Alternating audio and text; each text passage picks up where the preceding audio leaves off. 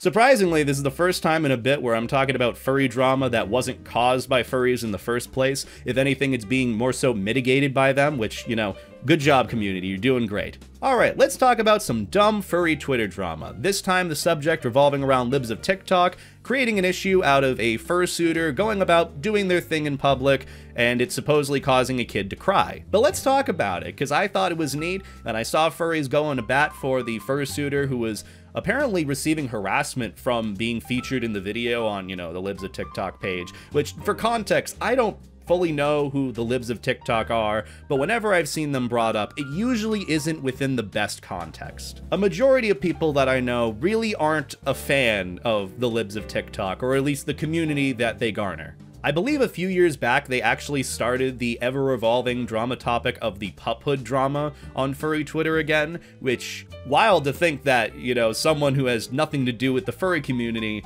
can cause such a ruckus within the furry community, but that kind of happens every other month.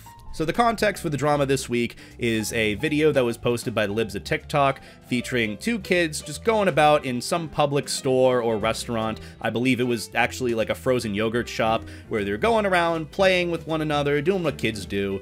And then someone comes into frame who's putting on their fursuit head and hand paws. One of the smaller kids sees this and is frightened immediately, starts screaming and crying. The fursuiter notices this and then goes off, does whatever, and that's pretty much the context of the video. Now the context given from libs of TikTok reads as follows. Little kid is frightened and bursts into tears at the sight of a furry in public. When did this become normalized? Okay, first little critique here. Why does furry need to be in air quotes? Like, it's pretty simple. It's a fursuiter. There's someone's custom animal character costume is featured in the video with the person wearing it. That is a fursuiter out in public. That is a furry. Why does it need to be in air quotes here? This is what kind of concerns me whenever those who don't really know much about the furry community start making like comments and claims about it. And the biggest red flag for me is whenever they put furry in quotation marks. It shows to me that they're not really that knowledgeable in the community. I'm not going to speak for the kid or the parents here, but the kid is probably fine.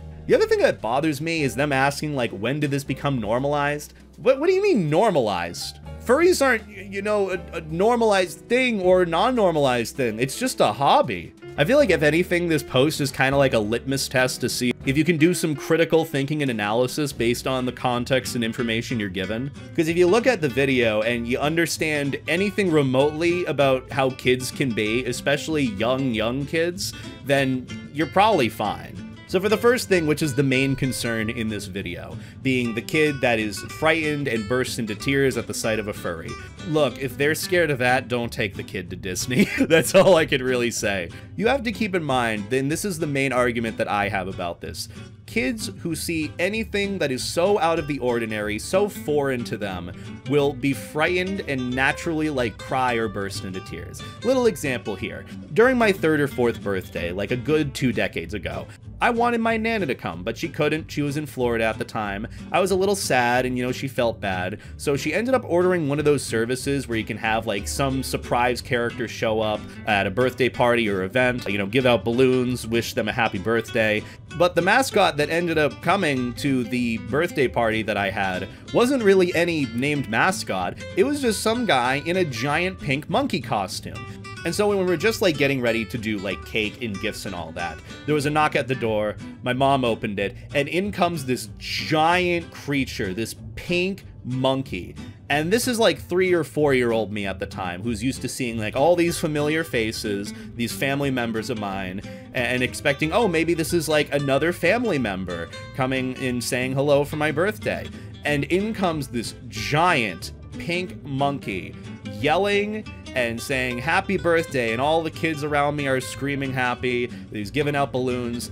As soon as I saw that pink monkey, I was petrified. I started screaming and crying. I was running away, hiding behind my mom's leg, and it was just the usual thing that kids do when they are scared of something so new and foreign. And you know what happened after that? It lasted maybe 2 minutes of me being scared, because we did cake, we did ice cream, I got one of my favorite OG platformers tacking the power of Juju on the PlayStation 2, so I was happy as could be, and completely forgot about how scared or terrified I was of the pink monkey. It was just more of me being a little kid and being so overstimulated visually and audibly by everything that was happening that the only thing I could think to do was like cry and be afraid. I know this might be an apples to oranges example with the case of the fursuiter here, who's just kind of existing doing their own thing.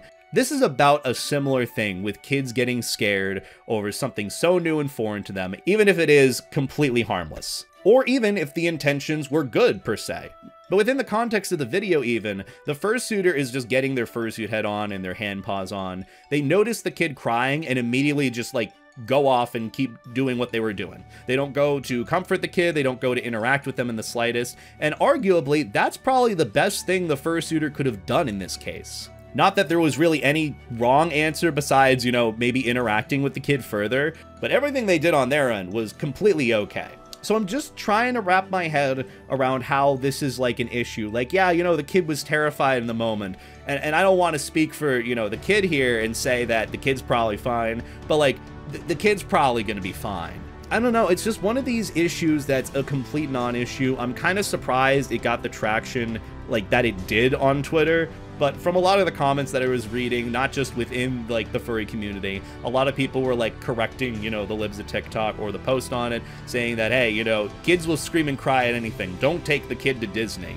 And that's just the main thing about this. Kids will scream and cry and be afraid over anything that is new or foreign to them. And I don't need to have a degree or certification to know that. That's just how it is. If you've ever been to like a mall when Santa's around, if you've ever been to Disney World or Disneyland in some way, if you've been to any establishment that has some sort of mascot character that is either hyped up or is some like big thing that people enjoy, there is bound to be some kid who is terrified in the moment of them and gets scared and screams and cries. If they're calling furries on this, they gotta have the same energy towards those mall Santas. I'm telling you know, they're a big problem in today's society. So, little boy, what would you like for Christmas?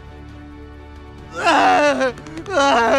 fact, shame on the Disney mascot characters for making that random 2-year-old cry because they just happened to pop into peripheral vision of it. At the end of the day, this is an entire non-issue. The kid isn't an issue, the fursuiter isn't an issue. I'd argue that the post itself from libs of TikTok is an issue.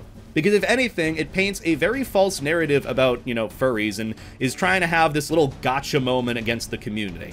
And the issue that did end up coming from this was that the fursuiter was harassed on social media for this. For context, the fursuiter in the video goes by Oral Infinity on Twitter, and they seem like an absolute sweetheart. They're just doing their thing. But unfortunately, they left some posts saying that they were receiving some hate and harassment due to the posts being made. I'm getting attacked for just minding my own business. All I did was walk past, and I'm being attacked by millions. At this point, I'm not even exaggerating, so you see how many nuts follow these guys, along with all the people on TikTok and Instagram. I did nothing wrong. Honestly, what is going on is insane. All this because I walked past some kid. It's really messing me up. Regardless of how unproblematic it is, it painted a narrative against the fursuiter and against furries in general for just doing their thing. And regardless of what the context might be for them fursuiting there, like, they're not harassing or interacting with really anyone. They're minding their own business and only interacting with those that interact with them.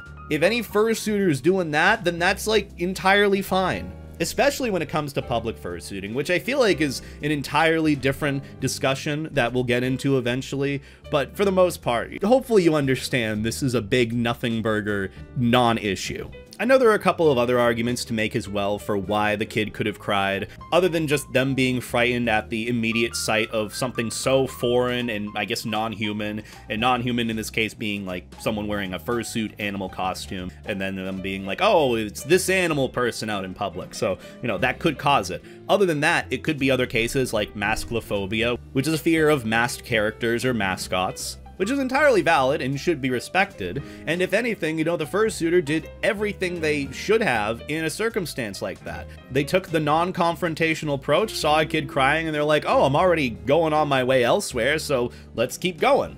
Which this is unfortunately, you know, the sad reality sometimes with public suiting, which is something that I think should be an entirely okay thing to do. Obviously, depending on, you know, context, you know, time and place for a thing, you know, like fursuiting to like a funeral. Unless, you know, there's some more context where that's okay, then probably at face value it isn't. You know, time and place for everything, but not now. But in terms of fursuiting, or public fursuiting, especially if, you know, the fursuiter is looking to just go around, get some pics around, like, a beautiful area, and mind their own business, there's no issue with that. That is the only stance that I have on public fursuiting. And unfortunately, the issue with it is it's kind of a gamble as to how it's received. And hopefully, you know, those who do public suit have a positive experience and interactions from those that aren't furries that interact with them.